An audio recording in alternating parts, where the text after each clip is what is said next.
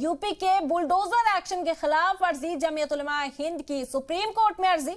Bulldozer action रुकवाने की appeal की गई है। अर्जी में कानून के तहत कार्रवाई की मांग की गई। अर्जी में अफसरान पर भी कार्रवाई की मांग की गई जो इस तरह की कार्रवाई में मुलविस थे। तो यह आम खबर इस वक्त आप तक पहुंचा रहे हैं उत्तर प्रदेश से।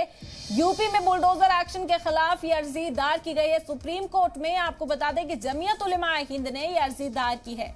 बुलडोजर एक्शन रुकवाने की अपील इस अर्जी के जरिए की गई और साथ ही साथ अर्जी में कानून के तहत कार्रवाई की मांग की गई है और जो तमाम अफसरान इस दौरान कार्रवाई में शामिल थे उन पर भी एक्शन लेने की मांग इस अर्जी के जरिए की गई है।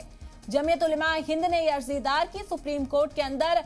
आपको बता दें कि उत्तर प्रदेश में लगातार योगी सरकार उन लोगों के खिलाफ एक्शन लेती नजर आ रही है जिन्होंने एहतजाज में हिस्सा लिया, जिन्होंने मुजाहिरा किया था जुमे के रोज नमाज के बाद, और इन लोगों पर कार्रवाई होती हुई नजर आ रही है जिस पर अब जमीयत उलमा हिंद ने सुप्रीम कोर्ट में अर्जी दाखिल कर दी है। जमीयत ने सुप्रीम कोर्ट का रुख किया और इस बुलडोजर एक्शन पर रोक लगाने की भी अपील की है। इस अर्जी में कानून के तहत कार्रवाई किए जाने की मांग की। साथ ही साथ अफसरान जो इस पूरी कार्रवाई में शामिल थे उन पर भी एक्शन लेने के लिए जमीयत उलमा हिंद ने इस अर्जी में मुतालबा किया। सुप्रीम कोर्ट में ये अर्जी दाखिल की गई है।